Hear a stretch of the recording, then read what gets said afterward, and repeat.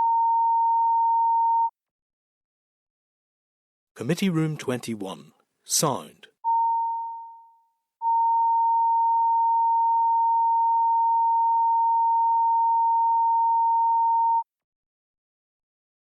Committee Room 21.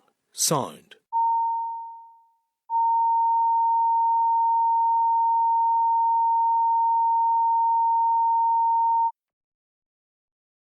Committee Room 21.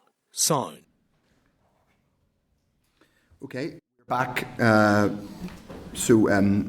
We have Hansard. Members, I'm sure, will be agreed that Hansard will take a note of this.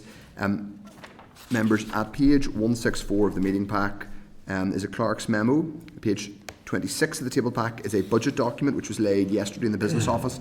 It outlines this outlines further detail to the executive spending plans for the 1 year period, 1st of April 24 to 31st of March 25, and you have hard copies. I think everyone has a hard copy. Also provided at page 168 of the meeting pack for reference during this session is both the original and amended written ministerial statement from the Finance Minister on the 24-25 budget, correspondence from the Finance Minister to this committee regarding the breakdown of the amounts contained in the package settlement, and correspondence from the Chief Secretary of the Treasury to the Finance Minister regarding the Executive Restoration Package settlement. Also at page 113 of the table pack is a clarification from the Department of Finance about the October monitoring round. The apparent absence of an October monitoring round was discussed at last week's meeting, and it was referenced in the Fiscal Council's assessment of the budget. Members may wish to reflect on that during today's briefing. We may wish to ask the officials about it. The Department has indicated that the October monitoring round is no longer considered to be a good use of time and resources. Greater flexibility for departments to move money in year without executive approval also meant the October monitoring round is now seen as, quote, an unnecessary administrative burden. So this will be something we can ask the officials about. Also at page 114 of the table pack is an urgent ministerial statement on the interim fiscal framework, which was made yesterday. It was emailed to all members, and the departmental briefing paper was emailed to members, which was received this morning. We hope to receive a briefing on this next week, but I imagine it may come up in the questions today. I could possibly foresee that happening. And obviously there is additional detail which was circulated in addition to the written ministerial statement. There was the joint communique between the Treasury and the Executive, and associated annexes. So, to give us evidence on that range of things, we have as our probably most regular attendee, Joanne McBurney, Budget Director and Head of Public Spending, Marianne Smith, Head of the Central Expenditure Division, and Patrick Neeson of the Public Spending Directorate at DOF. Joanne, would you like to make an opening statement? I will, Chair, and I think my opening statement may preempt where I think your questions are going to go. So I know today is to primarily cover the budget, but I am aware that you also want to hear about the interim fiscal framework. Now, as we've previously discussed the budget, I don't intend to go into a great deal of detail in that in my opening remarks. You have the document. Apologies, it wasn't the proper printed bound document. We had a bit of a glitch with the printers, but that should be given to all MLAs very shortly. And I'm happy to pick up any questions on that, and also happy to cover off the October monitoring round. But turning to the interim fiscal framework, following executive approval, the Minister signed this, as you know, in London yesterday with the Chief Secretary to the Treasury. The interim fiscal framework, we feel, marks significant progress on the current position within the financial package, and I'll set out briefly some of the key aspects to it. Firstly, it secures a commitment from the Treasury to review how the Executive is funded going forward. You will be aware of our concerns over funding cliff edge once the financial package comes to an end in 25-26. This framework provides an assurance that the Executive can plan on the assumption that we will be funded at or above the 124% level of relative need in future financial years. Secondly, the Treasury has agreed to the 124% needs-based adjustment factor from Barnett consequentials being applied from the date of the restoration of the Executive. While you would have thought that that was a given, the Treasury's view was that it would only apply from the 24-25 financial year, so only for fiscal events in that financial year, which would have meant we wouldn't have got any additional money from the spring budget. Treasury's starting position was also that the 124 would not apply in 24-25 or 25-26, as the financial package brings the Executive above relative need in those years. And I think you heard no additional in-year Barnett would have flown from it, what was Treasury's starting position before these negotiations. And the fact that we're above relative need in the next 2 years, I think, or certainly in this year, has been borne out by the Fiscal Council's report. So not only did this leave us facing a financial cliff edge in 26-27, but it would have meant significantly less funding in 24-25 and 25-26. The signing of the interim framework now means a further 24 million from the spring budget will be available for allocation as part of June monitoring. We're also expecting additional Barnett consequentials from the Westminster main estimates, which are due to be set out in the next few weeks. So that will also result in additional monies for allocation in June monitoring, which would not have been the case without this interim framework. And thirdly, the Treasury will consider a review of the Executive's relative need if multiple independent and credible sources provide evidence that relative need is different to 124%. This is a change from the previous Treasury position, which was that 124% was already a concession in the talks process and that they would not reopen it. So the signing also sees the establishment of a joint Exchequer committee. This will discuss the implementation of the relevant aspects of the interim fiscal framework and also matters relating to the agreement of the full fiscal framework. This puts the arrangements for the negotiation on the wider fiscal framework on a more formal footing. It reflects the same formal arrangements which were used in Scotland and Wales when they were negotiating their frameworks. The signing of the interim fiscal framework, I have to say, follows intensive and very constructive engagement with the Treasury, and it provides a platform for us to build upon and negotiate a more comprehensive fiscal framework in the longer term. So it is only a stepping point to that final fiscal framework, but a very important one because it results in additional funding for us immediately. I'm happy to take any questions on any of the wide range of topics. Okay, great. Well, we obviously will, I'm sure, have lots of questions. We have a couple of members with us remotely. First of all, I'm going to ask a couple of questions on fiscal framework, and then I may offer that up to members, and then come back and I might ask a couple of questions then on the budget picture. Just on the fiscal framework, what, from your perspective, Joanne, is new other than the confirmation of the 24% uplift and the confirmation of the cliff edge not happening in 25-26? What are the other new developments? Right. Well, firstly, to take you back to the confirmation, yes, you're right. 124% was in the financial package. Yeah. But as you know, financial packages are sometimes worded quite loosely, and the interpretation is largely down to Treasury's interpretation of that because they hold the purse strings. So this very clearly clarifies that we will get that 124%. We will get it from the date of restoration, which results in an additional 24 million from the spring budget, which, while we have been saying all along we should have got that, Treasury's position was very clearly that that was not on the table. They actually say this is not on the table. Did they say to you there is no post the spring budget? Have they said to the department you're not getting the extra 24 million? We have been in discussions with them since then. They said our starting point, our position is that from 24-25, which is the wording in the financial package, from 24-25 means from fiscal events taking place from 24-25 onwards. If I was being cynical, I would say, and you've effectively invited me to be cynical about the Treasury given what you said about their approach, I might say that's a very obvious concession that they had put there that they could give away. Is that an unreasonable? That may well be the case, but the fact is that if we hadn't signed this interim fiscal framework, we would be 24 million down. Whether you think it's an obvious concession or not, only Treasury can answer that. I can't answer that. But the fact is that if this interim fiscal framework had not been agreed, that 24 million would not be available for June monitoring round. Okay. So in addition to 24 million, what are the other new things that we found out yesterday? Well, again, the Treasury position being that it's a needs-based adjustment factor, so it only applies when you're above need. We now have the agreement that it applies in 24-25 and 25-26, even if the financial package brings us above need. And we know, based on the Fiscal Council's report, that it matches the Treasury analysis that in 24-25 that financial package does bring us above need, which means we'll get the 24% applied to all Barnett consequentials that come in year, and we're expecting the first of those to come very shortly in the Westminster main estimate. So there will be additional funding coming out of that. We can't confirm any numbers yet, but at least we'll be getting the full uplift in that. The two main new things in it, which are, I think, probably the bigger concessions, are Treasury's agreement to reopen or review the 124% as the level of relative need.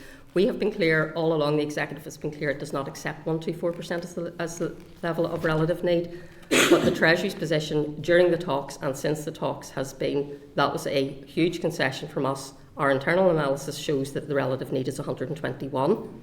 We have given you that concession. We will not reopen that. What's done is done. You've agreed that. We have now got them to agree that if we provide the evidence, they will review it. So I think that's very important for moving us forward to the final fiscal framework. And then we have addressing the cliff edge in 26-27. You'll know one of the main concerns about the financial package was that when the 520 million is available in 2 years, when that comes to an end, we fall off a cliff edge in 26-27. The Treasury position during the talks and up to now was that 124 is only for new Barnett consequentials.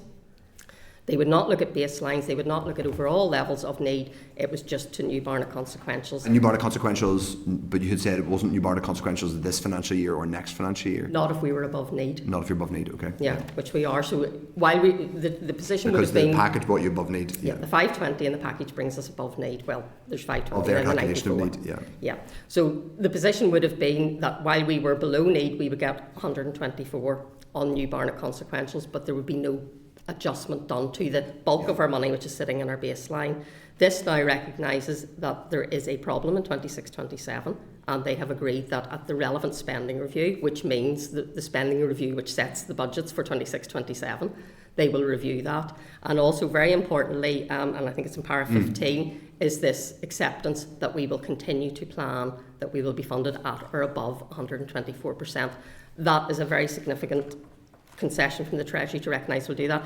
And I have to confess that that was won by the Finance Minister herself in discussions with the Chief Secretary, because up until she met with the Chief Secretary it was very much, well, we might agree that you have a problem in 26-27 and we'll review it, but that's as far as we're going. Perhaps helpful that there might be an election called in the days to come for either a month or two's time or later in the year, so that the person who's negotiating doesn't really have to deliver on it, but anyway.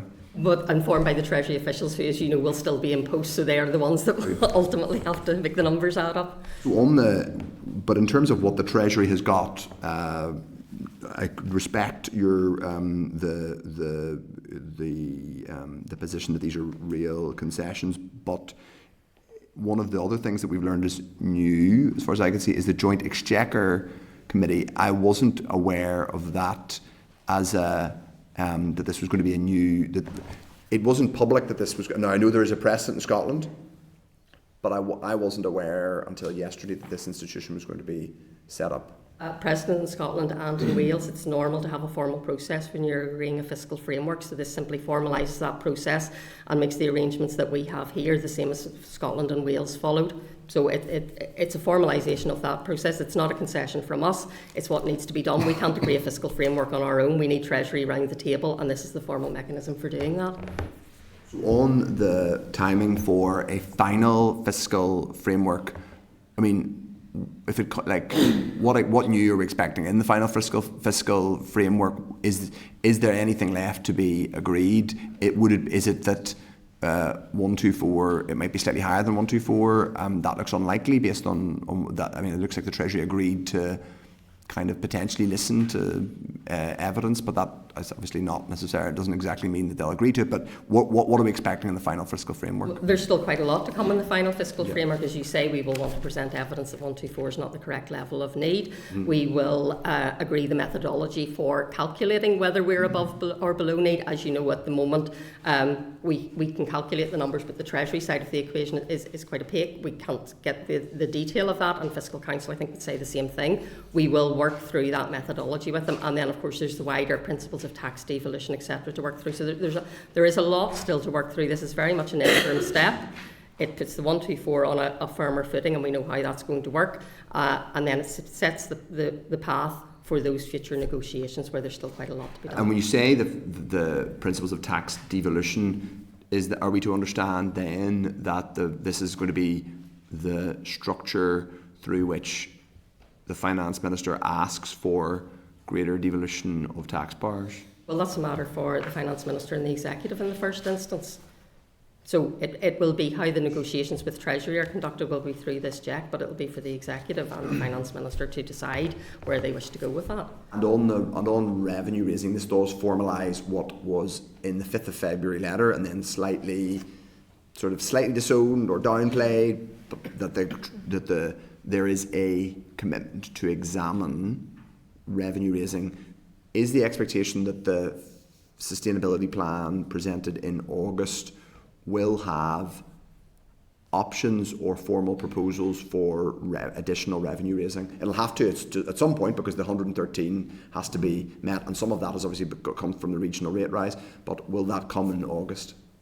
Well, I think it will do what it says. It will examine the options, and you're right, the 113 was part of the financial package and there was a requirement to meet that, otherwise we will have to repay the 559, so that's something we can't risk. But as is what's in the sustainability plan, we will work through that, we will examine options, and that plan will set out those options. It will set out options for not necessarily for revenue raising, no, it will consider a range of options, and I think the Finance Minister has been quite open about considering a range of options for efficiencies, levering in other powers, other sources of income, revenue raising. All of those options will be considered. There will have to, at some point, we will have to raise the difference between 30 million this year, and so it's 113 over 2 years, I think, if I remember those correct. So 113 over 2 years, so 30 million a year each from the regional rate rise. So that's 60 million. So there's 56 million still left to raise. At some point, we will have to say how that 56 million is going to be raised. Yes, we will, but I would point out that the Executive already raises considerable revenue through levies and charges on things, and all of those are revenue raising. So yes, we will have to work through how we get to that 113 million, and the Executive may or may not decide it wants to go further than that, but all of those options will be considered. But there is an amount which still has to be raised in rates, charges, however, that could be more in the regional rate, it could be whatever it could be, but £56 million over the next 2 years, so that's less than 30 million a year, but it does have to be raised, and that's the agreement. It does, but again, it's 113 million, which was in the financial package, which we've already negotiated is over 2 years and not over 1 year, which avoided that huge rates increase in this year and gives more time to consider options. There still is that amount, outstanding amount. Okay, I will open it up now to colleagues. Obviously, I can't tell people what to ask or not to ask, but I would prefer if people could stick to the fiscal framework first, and then we'll come back and do further questions on Budget 24-25 in order to give Joanne and team the ability to focus or to get the defences ready. Diane Forsyth first. Thanks very much, Chair, and thanks, Joanne and team, and thanks for all your work on this, Joanne. I know, as you rightly just said, it's the Treasury officials that are left continuing to do the work, no matter if the political landscape changes, and it is an important point. And also, just to note, we all know that last year, whenever there was discussions in Hillsborough Castle, the DUP representatives were the only ones that came out clearly saying that this financial package was well outside of what was required, and we're committed to continuing to work on that. And I am glad on the return of the Assembly, the Executive and the Assembly supported that and have pushed forward, and with the support of your team, I was really pleased that the Finance Minister was able to sign up on this, to the Chief Secretary to the Treasury, and where the Leader of the Opposition says it's obvious that some things were going to come through, like the 24 million. They weren't obvious, as you said, until that signature was made. The Executive has delivered on moving this forward, and it's important to recognise that this is progress for us here in Northern Ireland, and I certainly welcome it. You mentioned, again, you had the 24 million backdated. The Westminster estimate is due in the next few weeks, where we would expect to see more Barnett consequentials, and I was just wondering, there's been a lot of numbers flying around, and I know it overlaps with the budget, so perhaps it makes sense to take the two together. With regard to how much would be expected through that, and how much we would expect to see moving in the June monitoring rounds, how much do you consider, or is there an estimation of how much will become available in June as it goes hand in hand with our budget? I'm going to give you a rough estimation, because we need Treasury to take their main estimates to Parliament, which we think will happen after the recess next week, so plenty of time for June monitoring. But I think we will get extra tens of millions from the 24% being applied, and if you take that then by working out the equations, that that would lead to a significant amount in other Barnett consequentials. So while we will not have enough in the June monitoring round to give everybody what they would like or what they would need, I think we will be able to make significant allocations in June monitoring. I'd heard coming through from a few sources that we're talking around 200 million. Would that be a fair estimation? As I say, I can't say anything that preempts the Westminster main estimates going through, but I don't think that would be out of the ballpark. Okay, well, that would be very welcome, of course, right across the board. In terms of the fiscal framework and progression upon it, when do you expect the next date of a significant movement on it? I can't give you a specific date, but there was agreement yesterday to move very quickly on this, so we will immediately be moving into the next phase of developing the wider fiscal framework, the sustainability plan. All of those things will be being brought forward. We're not going to sit back and wait, to the autumn or whatever. That work is going to start immediately. So we'd hope that there'll be progress made quite quickly on a wide range of things. That's great. And again, as the two go hand in hand, the extra Barnett consequentials, the monitoring rounds, it does, make it a wee bit messier and complicated as we're bringing the budget and the monitoring rounds together. So just in terms of yourselves and how you're working with the different departments, how are you managing that process? Are we going to see two quite complicated sets of accounts coming forward, or what should we expect to see here? Well, that's actually a very good point, because this process, as you recognised, is far from ideal. So we will have the budget going for the debate in the Assembly next week. There will be a monitoring round happening, commissioned very shortly after that. Actually, when it gets to the estimates, which will be going through in the budget bill, they'll be based on the budget position set out in the document which you've just received, and at the same time the June monitoring round will be going through, which will be changing those positions. Now, that's not something we would normally like to see, but I think it's important that the June monitoring round happens quickly to provide certainty to those departments that will be getting additional allocations, because that may impact on the decisions that we're making. So yes, unfortunately it's going to be a very busy time for both my team and for this committee as they try to scrutinise everything we're providing to you, so apologies in advance for that. Absolutely, and thank you on that. And it's something obviously within this committee, adding value to the budget process and how we work with other committees is something that we're really committed to, so thanks very much. Thanks, Chair. Okay, Jerry Carroll is next. Thanks very much. The paper is concerning. I mean, what's most concerning about it is that the Treasury will consider, that's obviously alarm bells for me and many other people, a review of the need. It doesn't fill me full of confidence for lots of reasons. I mean, we're likely to have a Labour government coming in soon, which does not seem to differ from the Tories on many questions, but especially around being fiscally tight. So we're not filled with a lot of confidence, and I take your point about officials, but these are obviously political decisions taken by parties, so that sort of jumps out at me from the briefing paper. In terms of the Minister, obviously the Minister went over yesterday to London and effectively received buttons. I mean, £24 million in the context of a budget of tens of billions is complete small fry. And I was on picket lines this morning talking to junior doctors and education workers, and they know it won't go anywhere to addressing their demands and their disputes, despite being told by this building, by this executive, that they will have a public sector pay deal. So that's just my view on the situation. You can disagree if you want, but just to outline that. Just about yesterday, Joanne, you were in attendance at the meeting yesterday? Yes. Yes. Did the Finance Minister put it to the Treasury with the need for either an increase in corporation tax or the need for a change to clamp down on those organisations who are avoiding, evading and not paying tax? Well, firstly, I cannot discuss what happened at that meeting. It was a joint exchequer committee, so I can't do that. The Finance Minister made several points around that. I would say corporation tax is something that needs to be taken forward in the wider discussions on that. And if I can come back to your first point, I'm not going to disagree with you that the money that is available is not sufficient to meet our needs, but there are two issues here. There's the funding at relative need, and then there is the funding for wider public services. What we are negotiating is our level of need relative to England, and that we have managed to get a good, I would say, good outcome on. That does not mean that services in England are funded appropriately, and if services in England are not funded appropriately, then that impacts on services here, and that's the unfortunate reality of where we are. Okay, and I appreciate you're not going to divulge what was discussed, but my interpretation is that the Minister didn't raise those points, but that's... I didn't say she didn't. You didn't? Yes, No, I didn't. There were a number of issues discussed, and obviously in the context of the interim fiscal framework, and as we move forward to wider discussions. Okay. Thanks. I think it's just important to say, obviously members were also questioning that officials where they are not able to discuss certain things within their because of very specific rules, we can't infer specific meanings from that, in fairness to them.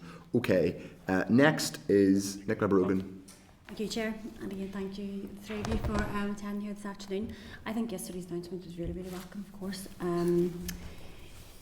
You know, especially what Joanne, what you were saying about the work the Minister had put in to ensure that the Executive can move forward with plans to use the 124 figure moving forward. That's a massive thing for the Executive. It's going to have a huge impact on the budget going forward. So I really welcome that there. Last week, this committee received briefings from Pivotal and from NICVA, and two of the main takeaways I had from that meeting was about the urgent need for transformation of our public services, to improve the public services, and also to put our finances on a more sustainable footing. And also there are very serious concerns about the cliff edge that's coming in 2026-2027. So how does this here now interim fiscal framework affect both of those? Well, I suppose, pointing back, we still have challenges. This does not solve all of our budgetary issues, but the important thing is that we now no longer have to plan on the basis that we will be falling off that cliff edge. Had the position remained where we were going back down well below need in 26-27, we would actually have to start planning now for what decisions we would have to take to manage that when we got to 26-27. This means we can continue to plan on a more steady state, so it's very helpful, and it means we can avoid any unnecessary reductions or decisions to do anything differently now. So it's a very big concession to be allowed to plan on that basis. Just go back on the point that Diane had raised about the June monitoring round. What had you expected to receive as opposed to what you hope to receive now because of this framework? Well, again, I think we'll get tens of millions more because of the framework. We're in the hands of Treasury as to how much actually comes out of the main estimates in the normal Barnett, but the fact that we're getting 24% more now will be tens of millions higher. And we already know about the 24 million. So, I mean, I wouldn't be surprised if it maybe takes us to the 50, 60, 70 million more, but, you know, it's impossible to say until we get the numbers. But it'll certainly come in time for June monitoring, which will be very welcome. And just finally, again, back to one of the points the Chair had made about the Joint Exchequer Committee. So Scotland and Wales already have this here, so yes. The only devolved administration not to so far. What are the benefits of us having or being part of that committee? It is a formal mechanism for discussing things between the Treasury and the Finance Minister, who can take the Executive's view. It is a clear step that we're moving towards a fiscal framework in the same way as other devolved regions have. So it's very important, I think, to have those formalised arrangements in place, and it recognises that we are working towards that final fiscal framework. That's great. Thank you, Joanne. Thanks, Chair. Okay, Steve Aiken down the line.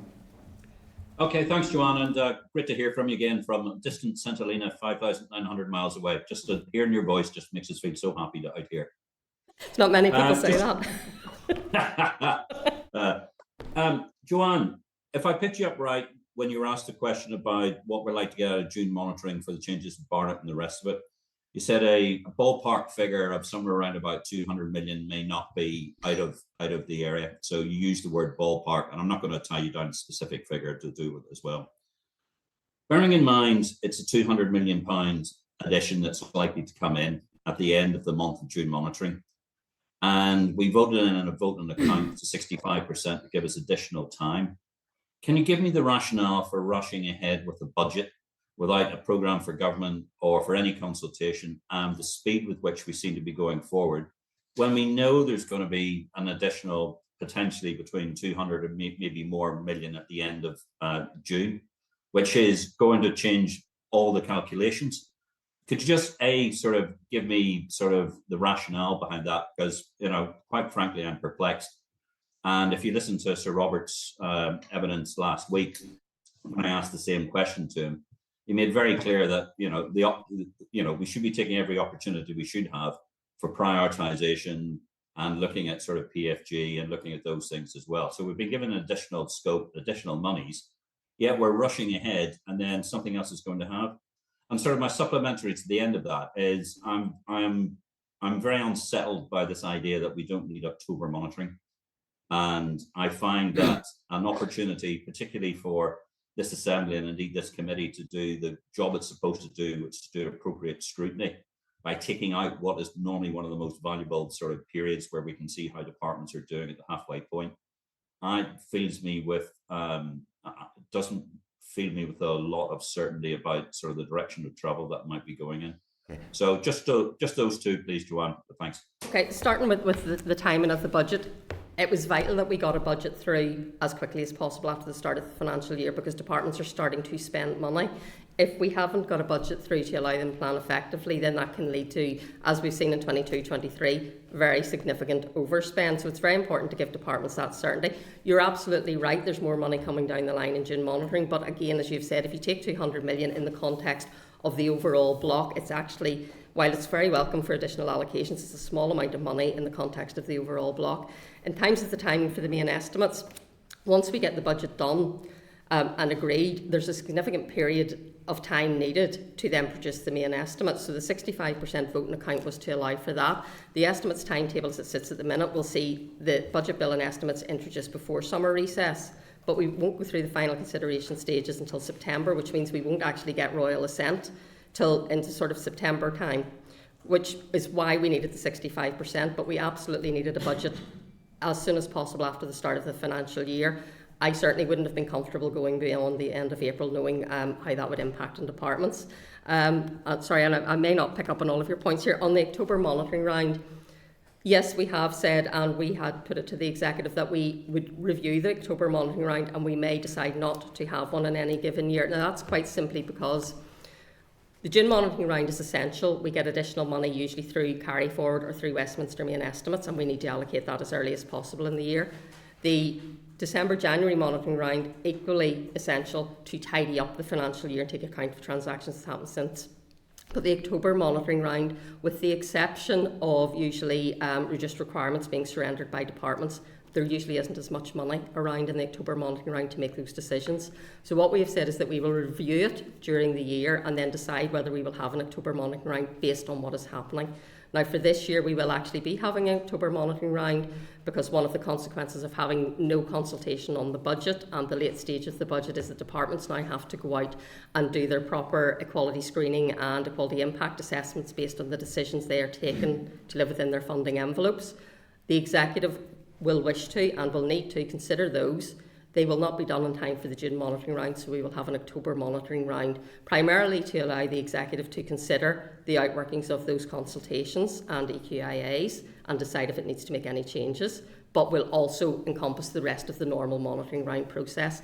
And just in terms of the committee's scrutiny, you will continue to receive the monthly forecast outturn, which you can use to scrutinise that. And we will be happy to answer any questions either through oral briefing or providing written updates on that. So I don't think that the committee's scrutiny of the overall position will be hindered by that. And certainly, if there's anything additional you need us to provide, we'll be happy to do so. Just for your indulgence, Chair, just for confirmation, therefore, that the October monitoring will go forward. This year, yes, but we may review it in future years. So it's more of a setting out our intention to review depending on the circumstances. Okay, so the final decision hasn't been made whether we're going to drop sort of October monitoring or not? No. Okay, thank you. We put forward the proposal that we may choose to do so if there's nothing else happening that would indicate we need one. Thank you. I think it would be, and I'm sure this was not the intention of the department, I think obviously it would be helpful when it became known and formalised. Obviously, we found out via the Fiscal Council that this was under active discussion. It's the kind of thing that I think, as I find in terms of doing our scrutiny job, I think it's the kind of thing that we would hopefully have the opportunity to feed into in doing our job as a scrutiny committee. So we welcome the fact that you've confirmed that it's a proposal at this stage, and I would hope that our own viewpoint as a scrutiny committee would be taken into account as that policy proceeds, given our statutory role in scrutiny. Owen Tennyson is next. Okay. Thank you, Chair, and thank you, Joanne, for all of your answers so far. Just in relation to the interim framework, based on the engagement that the Department has had with Treasury, does the Department have a view as to whether this would have been possible in the absence of executive agreement on a budget? It would have been a different, well, to be honest, no, I don't think it would have been if the executive hadn't agreed a budget, because one of the main conditions of the financial package was a balanced budget for 24-25. Treasury wouldn't enter into discussions on anything else unless a budget had been agreed. So if a budget hadn't been agreed, the additional flexibility that's been outlined by the Minister would not have been forthcoming. That's a fair enough assessment. I think that's fair enough to say. Okay, Yes. thank you. And then just in relation to the consideration of a review of relative need if multiple independent and credible sources provide evidence. We've had a departmental briefing in terms of the department's budget, and we were told there that there's currently no money allocated against funding the establishment of a commission or funding of independent research. So in the absence of that, I guess my question is, what is the strategy at this point for providing that evidence? It's something we will need to work through. So within the department, we'll be setting up a budget sustainability team to look at the sustainability plan, but going beyond August because there's a lot more work to be done there. We'll also be setting up a fiscal team to look at the wider fiscal devolution side, and then we will be also, as part of that, then considering what evidence excuse me, we may seek, and then if we need funding to do that, then we will look at either seeking funding through a monitoring round or carving out money within the department. So all of that will be in the mix. We've got this agreement now, we need to move forward and decide what's the best way to get that evidence. Okay, and is it fair to say, I mean, we don't know when the next spending review is going to be or how comprehensive or otherwise it's going to be. It could potentially be as soon as the autumn. Yes. And that could potentially cover 26-27 when we're expecting the cliff edge. So is there an urgency, I guess, to at least be in a position to provide some evidence in the autumn should that situation arise? Yes, I would say there is, and we will be working at pace. There's probably two parts to that, so you're absolutely right. All Treasury have said is that the next spending review will be after the election, but we don't know when that election will be. We don't know whether it will be a 1-year spending review or a 3-year spending review. That will depend, I would say, on the timing of the election. So yes, we absolutely. But while we'd want to get the level of need reviewed, if possible, before the next spending review, it doesn't say it has to be. So we can choose the point at which we provide that evidence. We will try and do it as quickly as we can, but it's also important to make sure that we get the right evidence. Treasury would be at pains to point out that the number can go down as well as up. So we need to make sure that our evidence is strong and is well accepted. What is vital that we get done before Treasury set allocations for 26-27 is looking at the methodology for calculating that adjustment to bring us up to need. Yeah. So that is, whether that need is 124 or 126 or 127 or whatever, we need to make sure that that methodology is right, so if they're looking at the right level of sort of baseline funding and they're uplifting that. So those are the two pieces of work that we need to do, but it's the baselining bit of it will generate more than a marginal change between 124, 126, 127, but we need to do both. And is it fair to say, and I appreciate, they're two separate conversations, I guess, around the baselining and the indexing, but is it fair to say that the evidence that we'd be seeking to gather probably would apply to both? It's quite hard to disaggregate them entirely, is that fair to say? Yes, it is. Well, if you agree a higher level of need, then obviously that factors into the adjustment that you would make to any baseline level of funding. But the methodology for determining what funding goes into measuring your baseline level doesn't depend on the level of need that you get. So they're interlinked, but not necessarily the same. Yeah, of course, I appreciate that. And just one final question on the framework. In a previous answer, you'd said that facing that cliff edge, we would have to start planning now effectively in terms of how we would want to live within that. And it's a scenario that I don't think anybody would have wanted to even countenance. But are you comfortable, based on the discussions that you've had with Treasury and given the wording in the framework, which is woolly, as I think Jerry said, but is probably as good as you're going to get from Treasury, are you confident that that's enough to take assurance that we don't have to countenance that worst case scenario? Yes, because of if you're looking at the bulleted text, you won't see it, but if you turn to paragraph 15 in the document, it says very clearly that they accept that the executive will plan on being funded at or above 124. Thank you, Chair. My other questions are in relation to the budget, so happy to come back. Great, thank you, Owen. Yes, we will do that. And just and just on that, will the when it comes to the budget, are you confident that the fact? Oh, sorry, I think we have Paul Frew who wanted to. Paul Frew, did you want to come in the first round of fiscal framework? If that's okay. Yes, Chair? that's totally fine. Yep, Paul, come back in. Yeah, well, Paul Frew. Just on, there's a number of points, Joanne, I want to explore with you. I'll go to the Chair's point first about raising the extra revenue so we don't lose the 500 odd million we have in debt. So we've established it's around 60 million to be raised still. You talked about other means of doing it rather than tax raising. You talked about levies and charges that the government has at hand. Can you give us more detail on what those charges and levies are and how they would amount to 60 million? We haven't got, we're working through, we've asked for information from departments on that, and we'll be working through that and bringing that back to the executive in due course. What I was saying is that the executive already raises a considerable amount of revenue through those methodologies, and you have charging for MOTs, you have car parking, you have a lot of different measures there, and we will be looking at every one of them.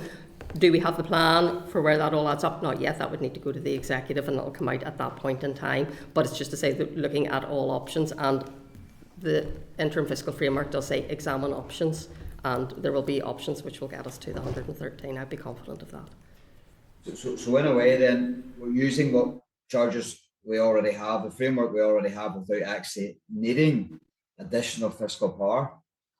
That's correct? Well, there are wider issues here. There's the 113 million which was in the financial package. Then there's the executive putting its funding on a sustainable footing going forward, and that will need wider consideration of all of the options available to it.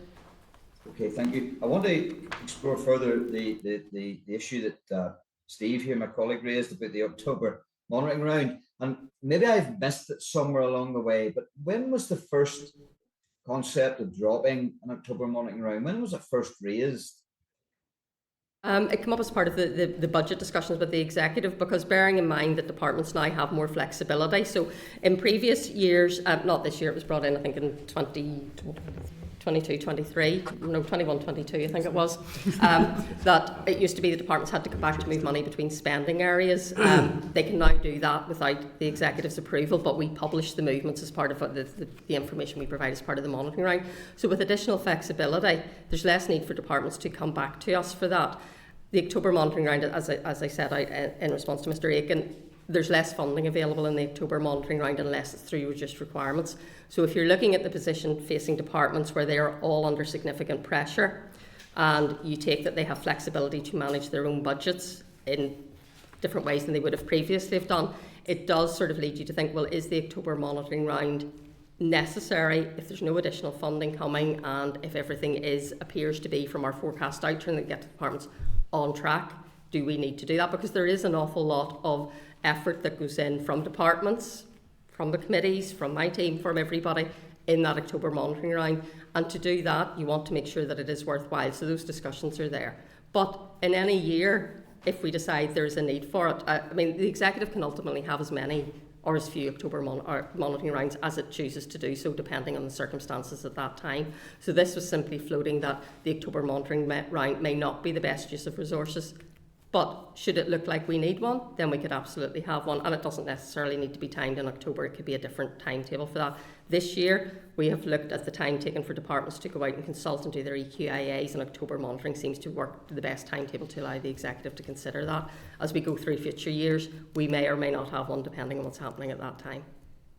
Yeah, so at the minute we have a June monitoring round, an October monitoring round, and then one after Christmas, January monitoring round, basically. And that has always been, whilst it's maybe not set in regular stone, it's always been the case that I can remember in my time. So I suppose my question is, why would an October monitoring round be less necessary than a June monitoring round when you've just agreed a budget? Because the June monitoring round in a normal year where we've normally carried forward under the budget exchange scheme for both resource and capital DEL, there's usually considerable additional money to hand out in the June monitoring round. Also, generally the budget has happened at an earlier stage, so there's a bigger gap.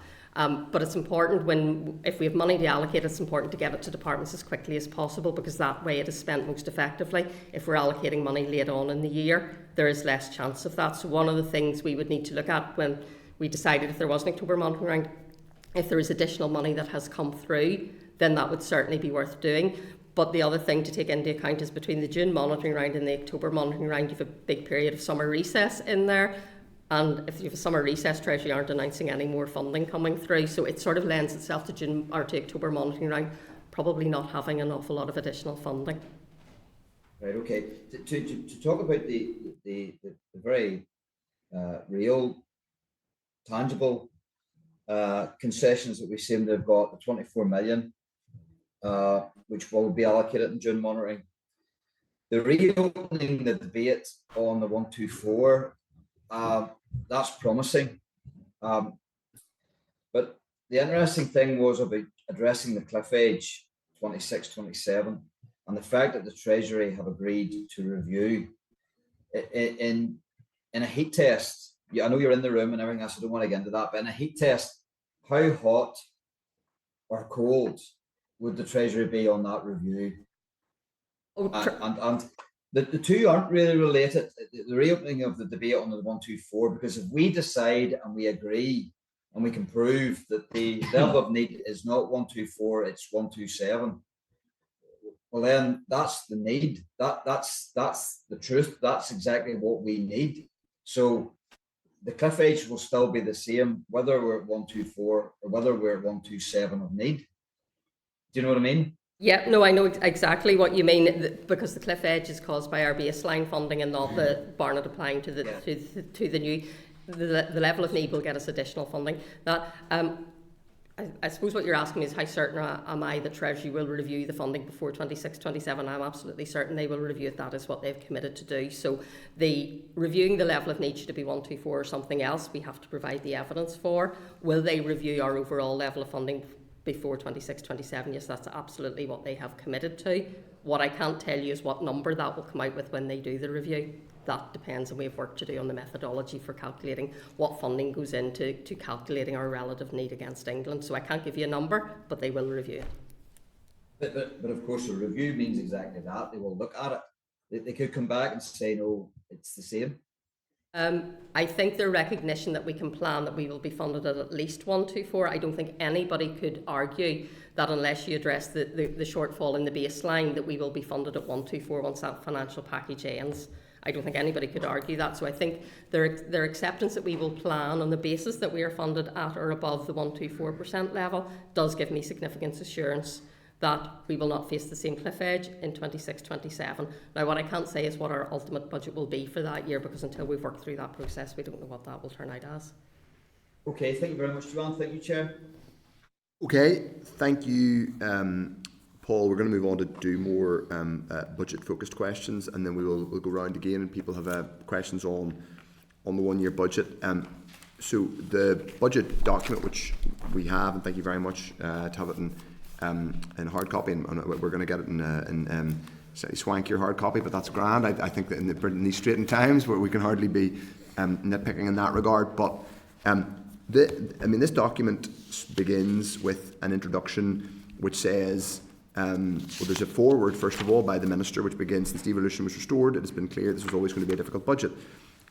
Chapter 1 on the introduction, the next page, says this document sets out the executive spending plans for the one-year period from the 1st of April 2024 to 31st of March 2025. It then gives a chronology around the restoration of the executive and the extension to the budget process time frame, then the legislative provisions under Section 64 of the Northern Ireland Act, and then it says, unfortunately, since this was 2024-25, the last year of spending review, it's not possible to agree a multi-year budget. Now, you may say I should ask this of the Finance Minister or indeed another member of the Executive.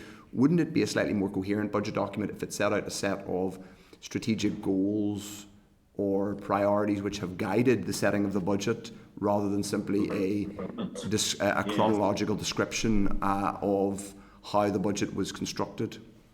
Well, I suppose we have been clear, and the Finance Minister has been clear, that it does reflect the Executive's priorities. What we don't have is a programme for government. If we had, that would be what would be reflected and referred to here. Without that, we have, as I say, reflected as far as possible in those allocations, but ultimately it is for individual ministers now to take decisions to live within their funding envelopes, and as I'm sure you've heard from all committees, I don't think all ministers have yet taken those decisions. So in some ways, until we get the outworking of that, it's very difficult. So the budget is presented on a factual basis about how we got to the level of funding that we agreed for each of those departments, and that is taking into account, for example, there is funding in there for childcare. Health does receive over half of the total allocation. So those were set out, I think, in the written ministerial statement as well, and reflected in the allocations. Strategy requires, to set a strategic budget requires a programme for government, but which also requires a multi-year budget, which also requires so we're it's a bit chicken and egg. We're waiting really for what happens in London, and I acknowledge that we do need a comprehensive spending round.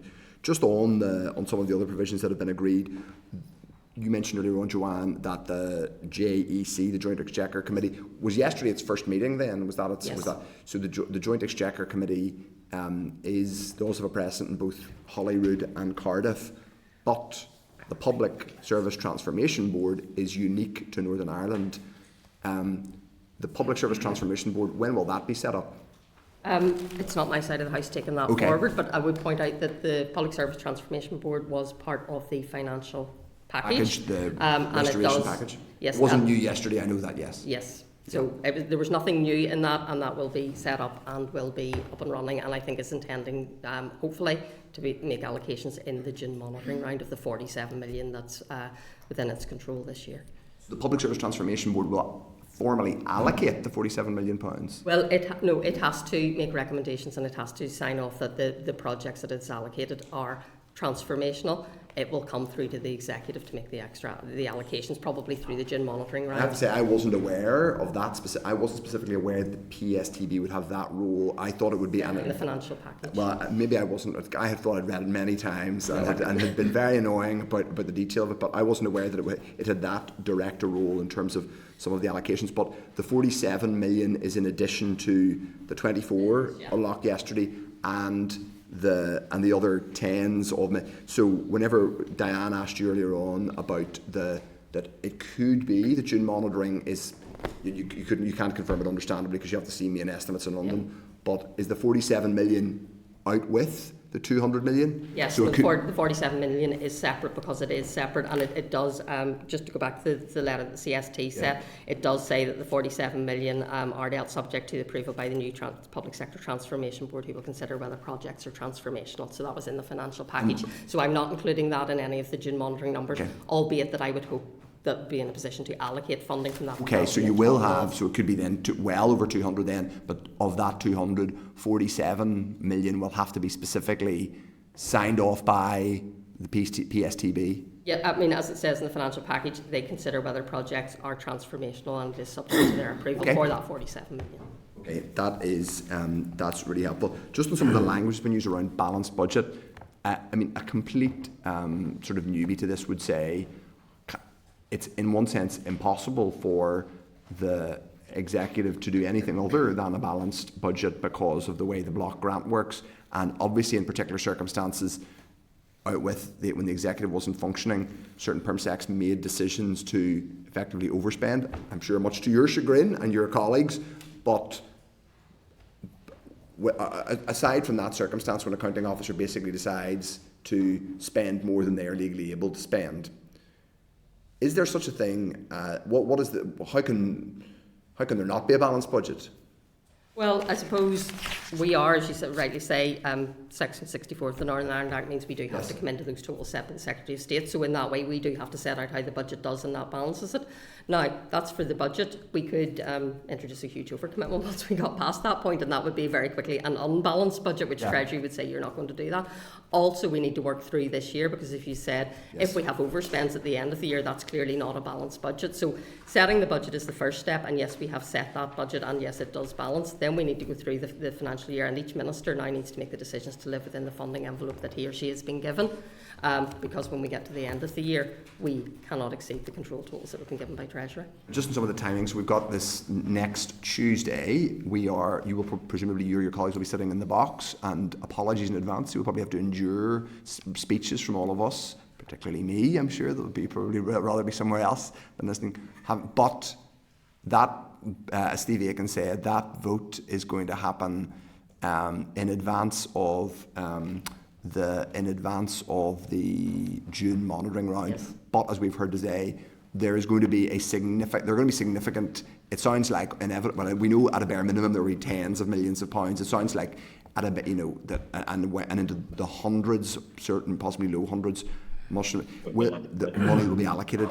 Will the finance minister give or be able to give an indication of the quantum of additional funding on top of the Ardell totals in the budget statement to MLAs next week? That depends on the timing of the Westminster main estimates, and as we have a Westminster recess next week, no, she won't be able to. Okay, so you can't do June monitoring then to release those amounts of money until main estimates. So will you be able to do it pretty much instantly after that, or will there have to be then discussion at executive level?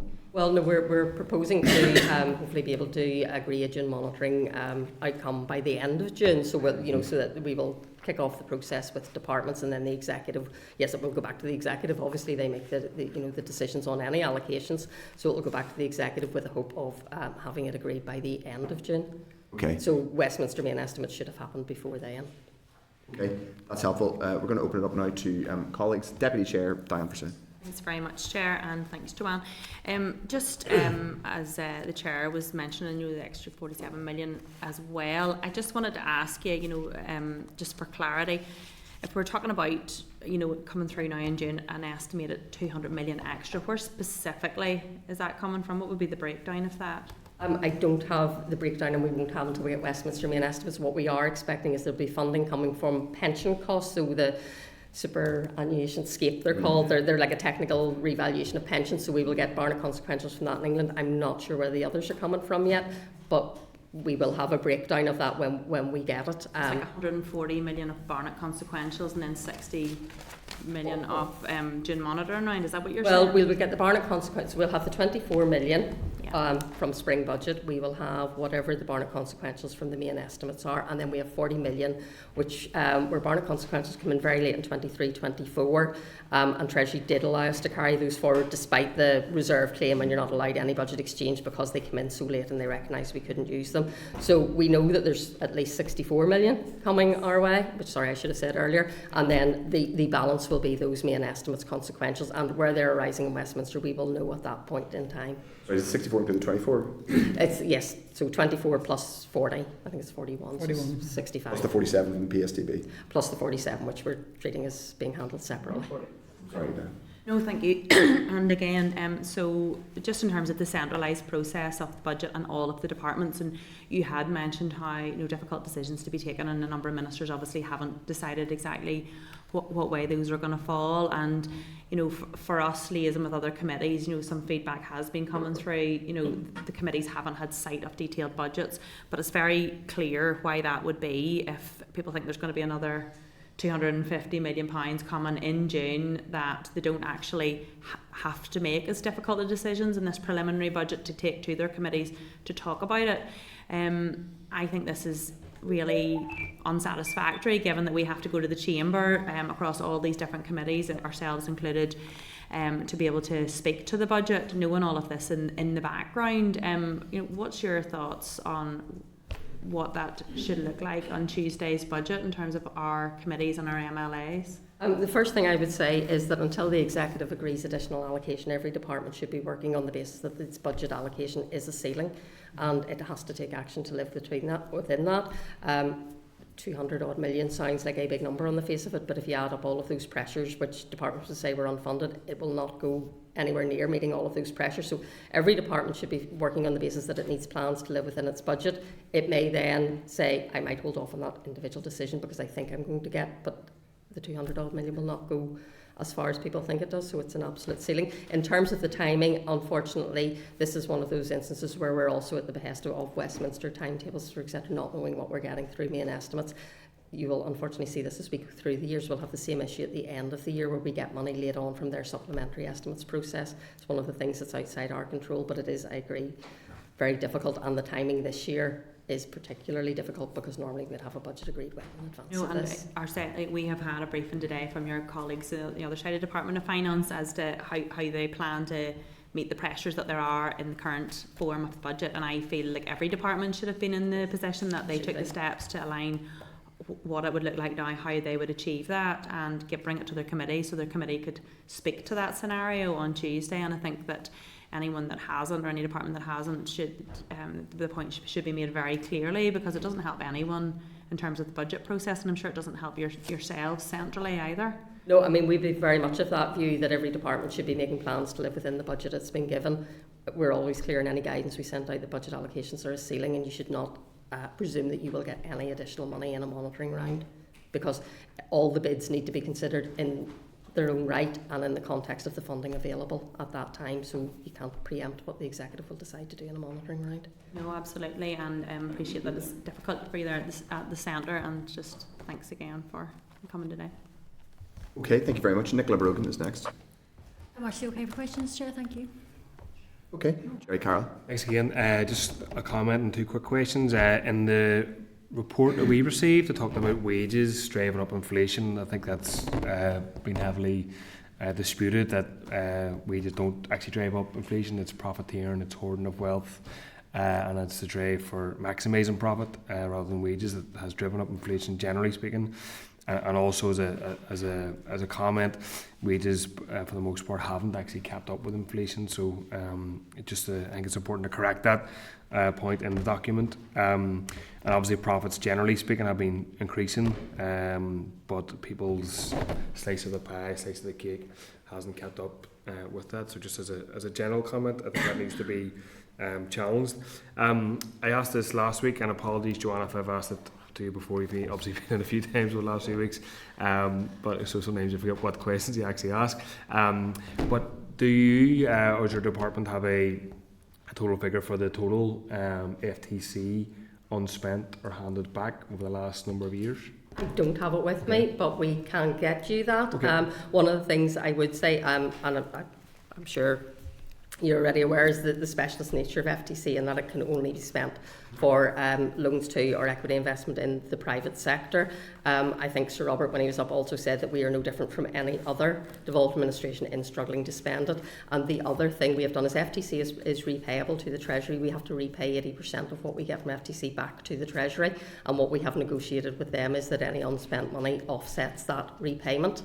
So it's not a cost, just we're not repaying it in future years if we haven't spent it this year. But yes, we can absolutely get you a breakdown of that. Yeah, no, appreciate that. I think it was the Fiscal Council that I asked that question, so appreciate if you have that detail. And just in terms of the loans, I mean, obviously, presumably it's not to the public sector, you say private sector. Is there any other bodies that are classed as third sector or others, or is it specifically private sector? Well, private sector would include third sector, so basically maybe I shouldn't have used private sector, so that's the way it's worded for Treasury. It's anybody that's not either central or local government. Central or local government funded? Central, yeah. Thank you. One final question, that, again, apologies, I think I might have asked this week 1 or 2. Is there any limit on RRI borrowing? There is. Treasury set a limit on that. It was 200 million per annum. It increased this year as part of the financial package to 220 million per annum, and then in future years it will increase by the gross domestic product inflator. Inflation. In line with inflation. And a lot of numbers, as we say about Deputy Chair, found about today, but can you remind me, what's that been utilised for this term? We use it, the way we tend to use it is to top up our capital budget, so we don't specifically say we're going to use that borrowing for this. It tops up the overall level of capital budget. We do have to identify projects that are suitable for capital when we're drawing down the funding from Treasury, but within our overall capital spend there are more than enough projects that are suitable to be borrowed against. And it can be used for anything? Well, only for capital, so yeah, we can't use it to meet pay costs, we can't use it for anything like that, only for capital, so it's anything that creates or enhances an asset.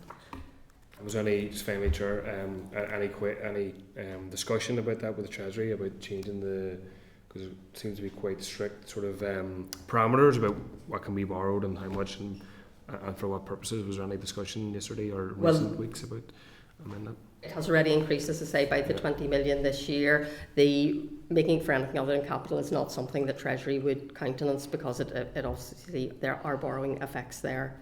Levels of debt as well, so that wouldn't be something that we did. There are ongoing discussions on other areas of borrowing which will be taken forward as part of the wider fiscal framework, but not as part of the interim one, which is quite focused. Other areas of borrowing, now that is interesting. There's ongoing discussions about housing executive borrowing and things like that, so there's a lot, and obviously fiscal framework, there'll be a lot of things in there as well. Okay. Next is done like Steve Aiken.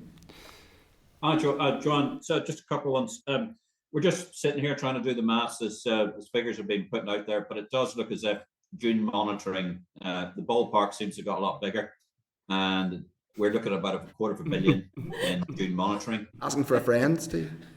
Yeah, so that's a quarter of a billion, and we're again pushing through a budget next week where we've got no idea. Well, we're just presuming now that there'll be extra funding at the end of June, which is less than a month away. And one of the significant problems that we're going to have is, again, we go back to the fact that there's no programme for government and there's no agreed prioritisation across the executive. And you may argue that we might be only one party within the executive, but the health budget is more than 50% of the budget. The health budget has always been more than 50% of the budget. And the reality is that's the situation we're in. How can we be in a position where we're trying to put the budget forward that has any relevance when we know that there's an extra £250 million that's likely to come in at the end of June? And again, I sort of say, what is the rationale between that? And can you tell me, and this is the very specific question I would like answered, is how are we going to look at those funds within the June monitoring? Is it going to be based on the portion of the draft budget that you're proposing, or is there actually going to be an opportunity for departments to bid on their real need? Because from what I'm seeing at the moment, it just looks as if we're going to put through a budget that is going through this apportionment process. And if you look at Sir Robert's evidence from last week, it's quite clear that that is, both health and education in Northern Ireland are below the line compared to the rest of the United Kingdom. And how are we going to manage that process? Because we've called quite a few times for all the permanent secretaries and the ministers to all be locked in the room and come up with an answer. And the answer was, no, we're not going to be able to do this because there's no additional monies. And now, lo and behold, we've got an extra £250 million. Okay, I'm not sure I'll manage to cover off all your points there. Yes, you're right, the number, and as I have said, it is ballpark, and it does on the face of it sound quite significant, but not when you put that amount of money in the context of 15 billion of DALEs. When you look at our overall, it is quite marginal in that. I would argue the budget wasn't done on a simple proportionate basis. We did look at each individual departments and the pressures. We could not give every department what they looked for. We couldn't even give every department what we would have liked to have given them because of the funding pressures that were there. In terms of the process for the monitoring round, it will be the process that we normally follow. Departments will bid. We never go down that proportionate route. Departments will bid for their most significant pressures, and the executive will consider each bid in the context of the overall funding available. In terms of the timing of the budget, as I said earlier, it's important that departments have a budget to plan to. Every department should be looking on that budget as a ceiling. Nobody can assume that they will get additional funding in June monitoring round. That is also always the case. The only difference this year is that the timing is slightly different. There are usually significant amounts of money handed out in the June monitoring round, which follows on from the budget. The timing this year is slightly different, but the process will be the same. Okay, thanks, Steve. I could just make clear on behalf, no one, even at the opposition, no one is going to be locked in a room to agree anything. We're not going to lock anybody in rooms. We can do it without locks. Okay, Owen Tennyson. Thank you, Chair. Just two questions from me, Joanne. Yes, the first is just in relation to non-teaching pays. We know there wasn't any allocation in the budget, and the Minister had set out that she was going to work with the Minister for Education and Treasury in relation to trying to resolve that issue. Are there any updates, or are you in a position at all to elaborate on that at this stage? Well, at official level, we've engaged with Treasury. The Minister has engaged with the Chief Secretary of the Treasury. She has written formally to the Chief Secretary of the Treasury. While I can't say what was discussed yesterday, she did raise it again yesterday, so those discussions are ongoing, and she will work with the Education Minister to do whatever she can. Okay, no problem. And secondly, just in relation to earmark capital projects, and apologies because I know I asked you about this last time you were here, but I guess I just wanted to get an understanding in terms of what the rationale was for selecting those earmarked projects. So is it the case that that's being driven by previous executive agreement or the draft investment strategy, or was there some other lens to why those projects were selected? Marianne's going to get me a list of them. Sorry. The fiscal framework, it's been a while since I looked at the capital.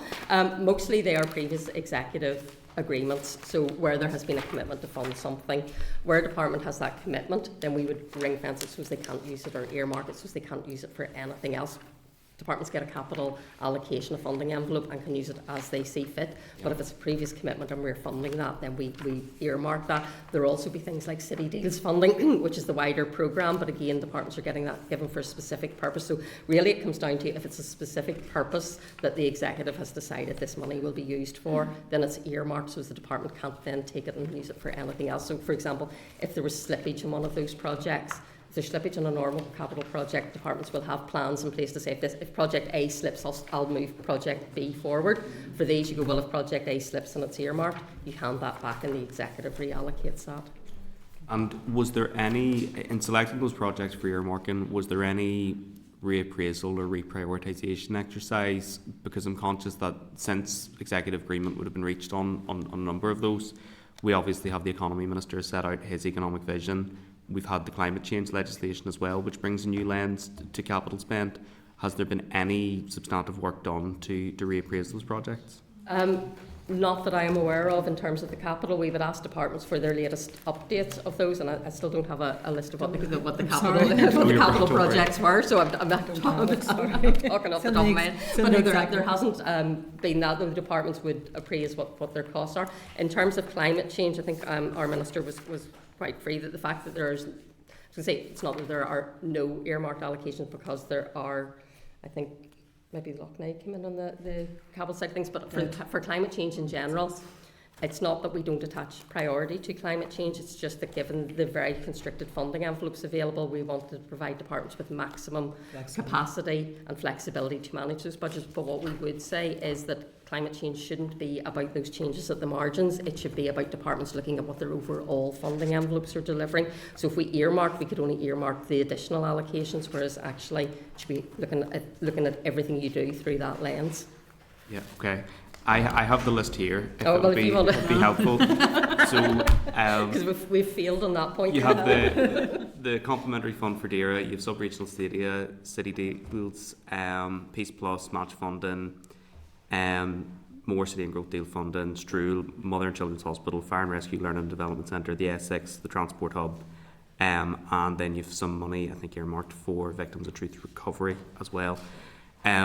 So I guess the point that I'm getting at there, Joanne, is that they're quite significant allocations, and I suppose it is a bit of a concern that there doesn't seem to have been, and I appreciate the executive just back and there's huge time pressure and I accept all of that, there doesn't seem to have been substantive work with the likes of SIB to reconsider, and it seems to have been led basically just by what we've done in the past, and I think the landscape has changed quite significantly. So it's just something that I would have concern about.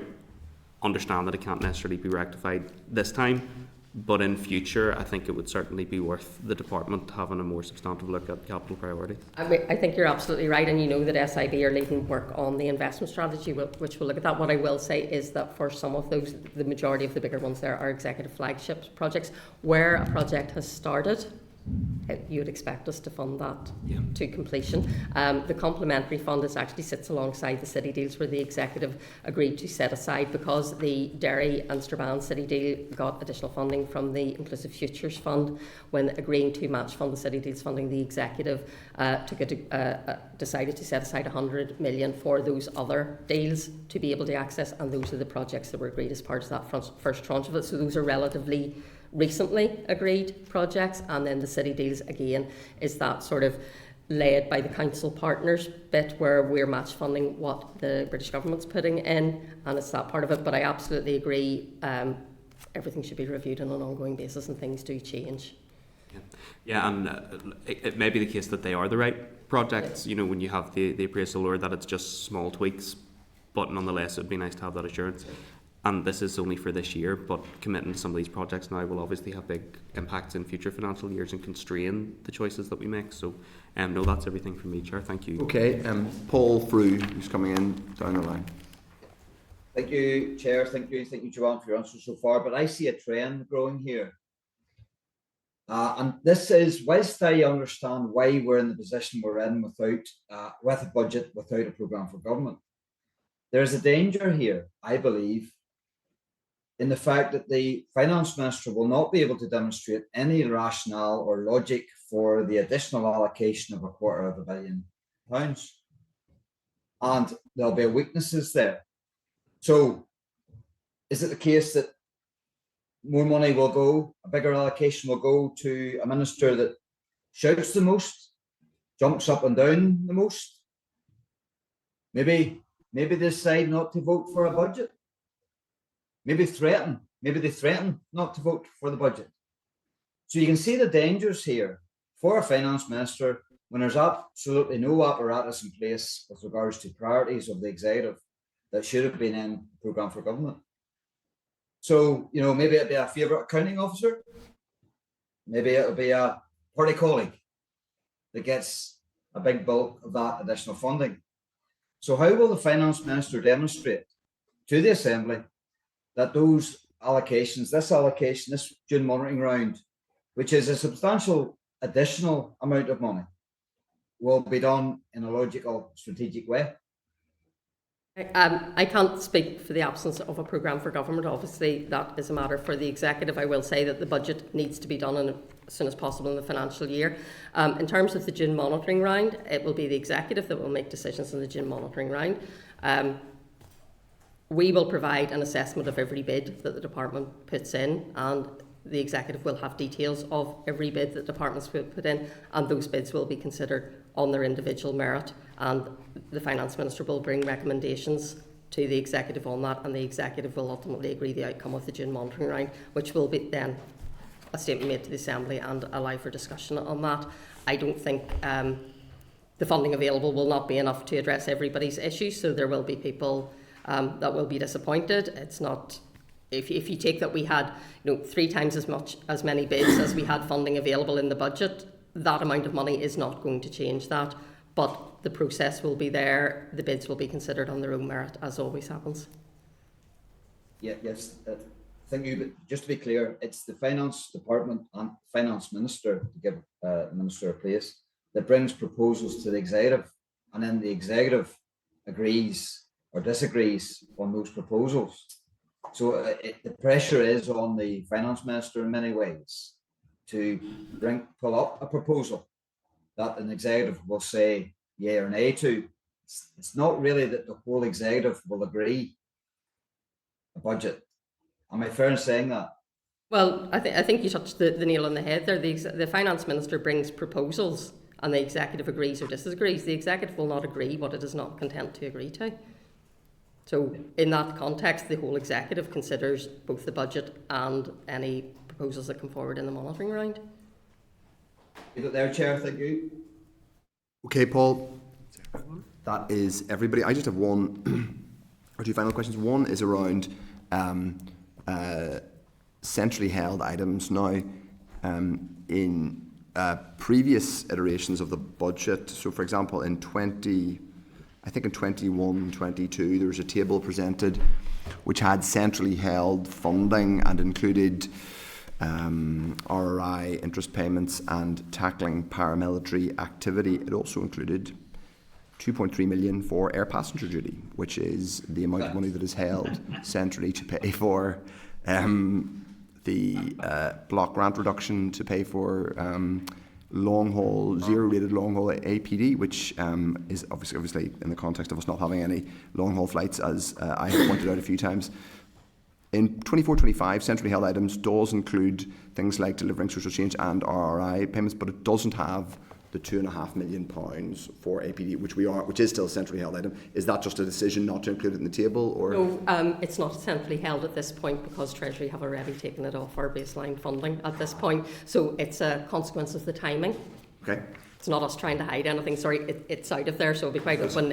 Yes. You have to tell them, but it's not mentioned elsewhere in the document. It might be helpful to have it elsewhere in the document. Sorry, in which case that was an oversight, but it does come off that. And because it is. In previous years, it would have been we had still to pay that back at a point in time. Maybe the table next year could have the number of the £2.5 million, and then next to a table showing the number of flights that have taken off for which zero-rated APD has. I would say that is one of the risks you take when you devolve a tax. Of course it is, and I agree in tax evolution. I suppose there's good and bad ways to do things. But look, I've made my point, as I always do on this issue. Unless there are any other questions, Grant, in that case, thank you very much, Joanne and Patrick. We really do appreciate your time and answering a very broad range of questions, particularly after you were dealing with fiscal framework yesterday and getting ready for the budget statement next week. It is genuinely appreciated. Thank you. Thank you very much. Thanks. Thanks very much. Now, colleagues, we are now, I think, going to move into closed session. A reminder, we're okay. Committee Room 21. Sound.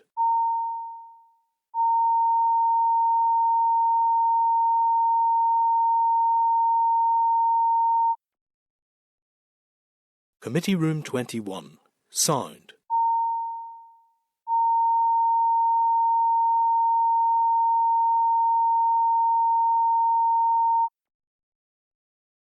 Committee Room 21. Sound.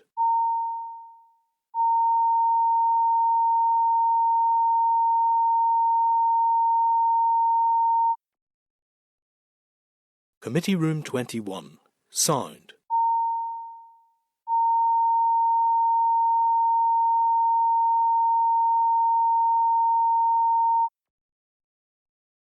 Committee Room 21. Sound.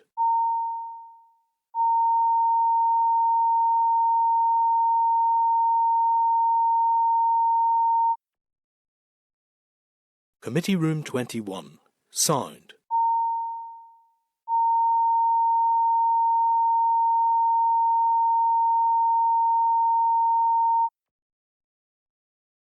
Committee Room 21.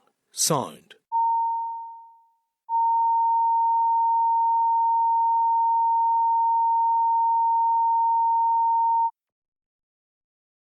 Committee Room 21. Sound.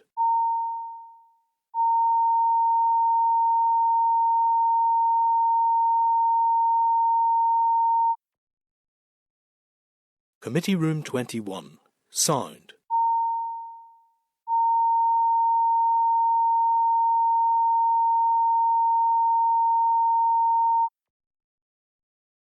Committee Room 21. Sound.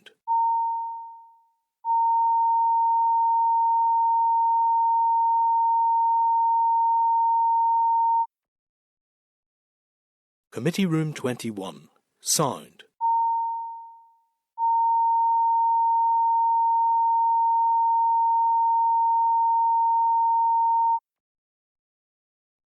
Committee Room 21. Sound.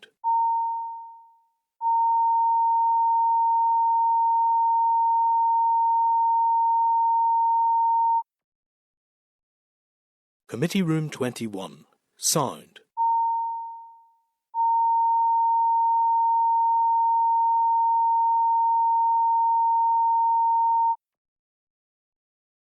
Committee Room 21. Sound.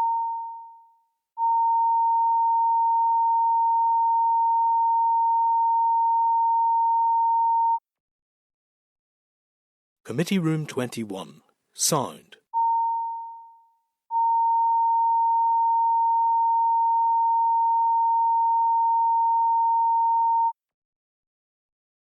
Committee Room 21. Sound.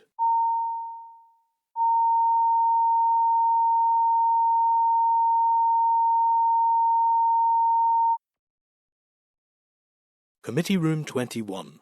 Sound.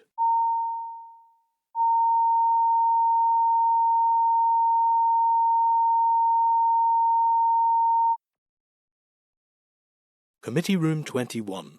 Sound.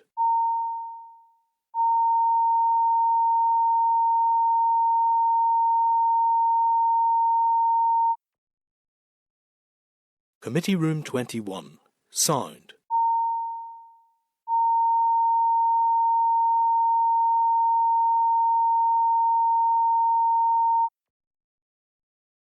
Committee Room. I think thus far I'm getting the suggestion that we probably need to talk to the Information Commissioner's office here. Okay. But I'm kind of trying to pin that down while we wait to see what the department will do. Do we know why the Welsh didn't approve it?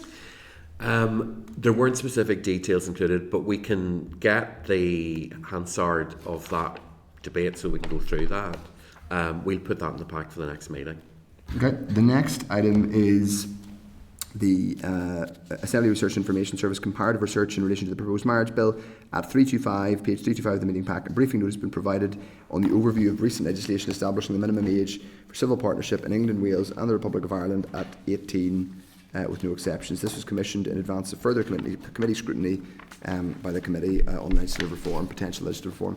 So members, that's just a note at this stage pending a future oral briefing, unless anybody wishes to say anything. The next is the report, 13th and 14th report of the Examiner of Statutory Rules.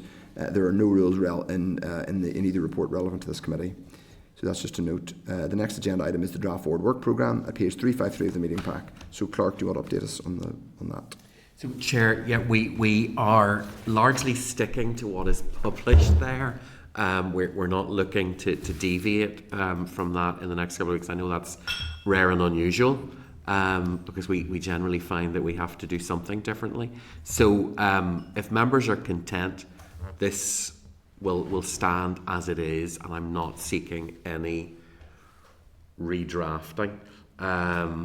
What we will do is we'll put the interim fiscal framework papers into members' packs for next week. So you've already seen that via email.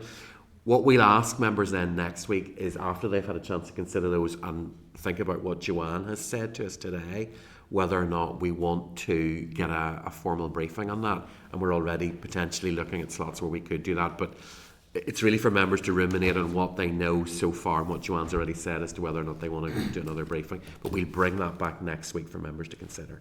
Okay. Otherwise, the forward work we're going to be published on the committee's webpage if we're happy. And then next item is any other business. Members of any other business they wish to raise? No. Okay. And then the final agenda item is, of course, date, time, place of next meeting, which is Wednesday, the 29th of May.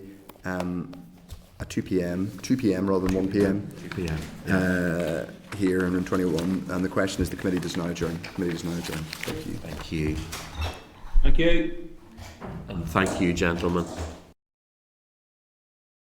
Committee Room 21. Sound.